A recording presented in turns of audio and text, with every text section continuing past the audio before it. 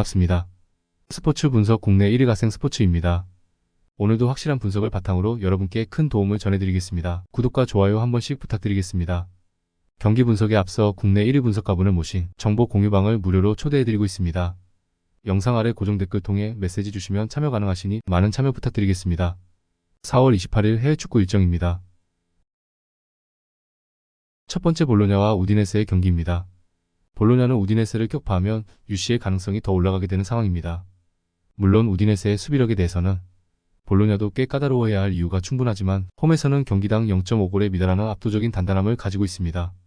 지난 경기 살레마이커스와 지르크지가 모두 좋은 활약을 펼치는 모습이었기에 어느 정도 화력에서도 기본만 한다면 지키는 능력을 보여줄 수 있을 것으로 봅니다.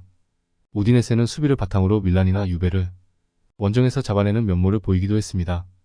물론 토뱅 데올로페우가 모두 없는 상황이 썩 달가운 상황이 아니라는 점은 매한가지입니다. 페레이라가 중앙 공격형 미드필더 자리를 소화할 수는 있지만 창조성보다는 강한 압박과 수비에 기여하는 자원이라고 봐야 합니다. 최전방 루카도 고립될 가능성이 없지는 않을 것입니다. 일단 볼로냐도 우디네세의 수비력을 무시할 수 있는 상황은 아닐 것으로 볼 수 있습니다. 물론 기본적으로 홈에서 볼로냐가 상당히 강한 전력이라는 점은 명백할 것이고 한 골 싸움에서도 볼로냐가 이득을 전반적으로 잘 보는 편이었습니다.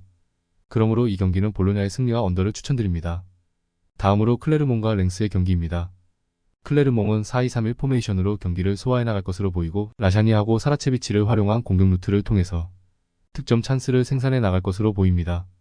백업 자원인 고날론스의 활약 여부 역시도 이번 경기의 중요한 키포인트가 될 것으로 예상됩니다. 랭스는 4-4-1 포메이션으로 경기를 진행해 나갈 것으로 보이고 디아키테하고 카드라를 중심으로 공격 패턴을 준비해서 득점포를 가동해 나갈 것으로 예상됩니다.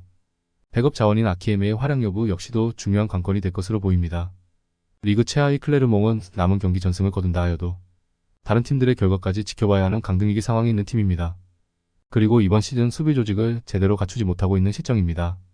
중앙 측면 할 것 없이 페널티 박스 안쪽 공간이 뻥뻥 뚫리고 있는 상황입니다. 이렇게 불안한 클레르몽의 수비 조직을 상대로 랭스의 공격수 카드라가 절묘하게 하프스페이스 지역으로 침투해 들어가며 전방 스트라이커 디아키테하고 같이 다양한 득점 찬스를 만들어 나갈 것으로 예상됩니다.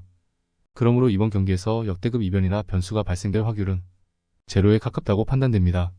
그러므로 이 경기는 랭스의 승리와 오버를 추천드립니다. 다음으로 로리앙과 툴루즈의 경기입니다. 로리앙은 파리 생제르맹의 체급을 이겨내지는 못했습니다. 하지만 지난 경기에서도 하프라인 부근에서 공을 뺏겨서 역습을 허용하는 등 로리앙의 수비적인 문제가 드러났던 모습입니다.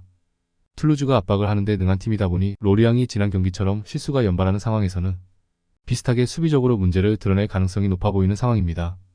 툴루즈의 압박이 원정에서는 통하지 않는다는 이야기도 있었습니다. 에너지 레벨 조절이 원정에서 더 힘들다는 것을 생각하면 일리가 있습니다. 하지만 2024년 리그 원정 5승 1패를 기록하는 등 원정에서도 이제는 밸런스가 상당히 좋아진 모습입니다. 물론 툴루즈도 득점력에서의 기복이 없지는 않지만 르하브르를 제외하며 10위 아래의 팀들 중 실점을 가장 적게 하는 팀입니다. 저득점 양상에서도 강한 팀이라는 것입니다. 결국 로리앙이 하프라인에서 압박하는 상황에서는 턴오버가 일어나는 양상이 나올 가능성이 높은 상황입니다. 툴루즈가 압박에 상당히 적극적이고 이 양상이 원정에서도 통하고 있다는 점은 중요하게 생각해야 할 듯합니다.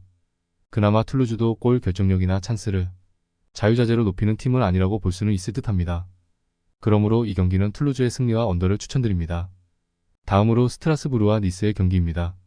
스트라스부르는 빌드업을 중앙에서 정교하게 하는 것에는 재능이 그다지 없는 편입니다. 하지만 스트라스부르의 무기는 수비와 압박에서의 힘입니다.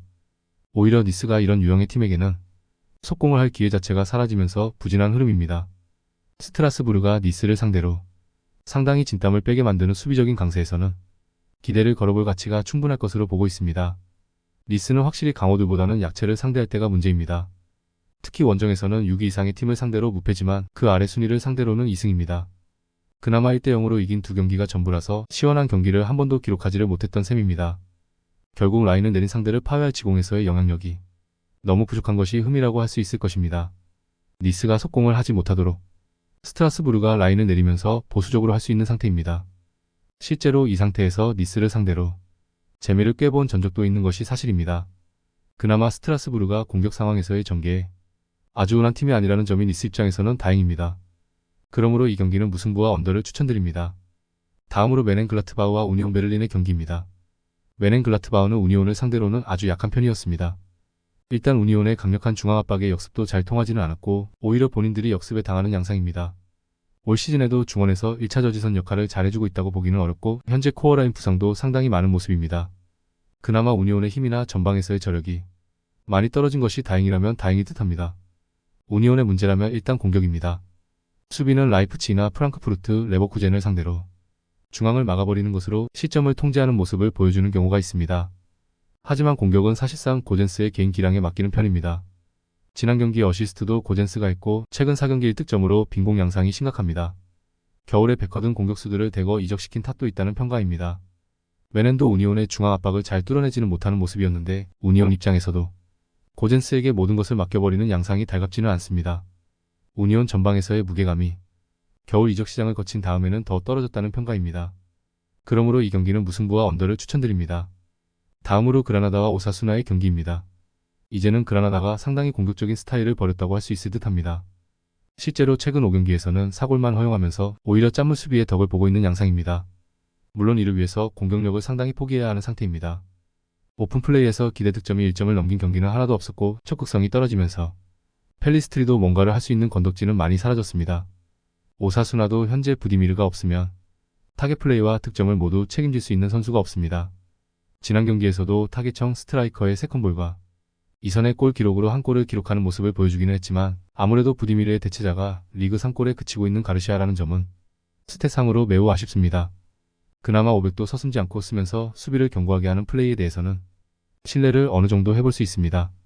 일단 그라나다고 상당히 짠 물수비팀으로 거듭났다고 보는 것이 옳아 보이고 오사수나도 500을 가동하는 식으로 대응하는 경우도 많은 상태입니다. 물론 오사수나가 부디미르가 있었다면 언더 양상에서도 유리함이 있을 수 있을 것 같기는 하나 부상 상황이라면 전방 파괴력은 상당히 떨어집니다. 그러므로 이 경기는 무승부와 언더를 추천드립니다. 더욱더 자세한 조합픽은 국대 최대 스포츠 정보방에서 무료로 받아보실 수 있으니 영상 아래 고정 댓글 링크 클릭해주시면 친절하게 안내 도와드리겠습니다. 조금이나마 유익하셨다면 좋아요, 구독 부탁드릴게요. 다음 영상에서 또 뵙겠습니다.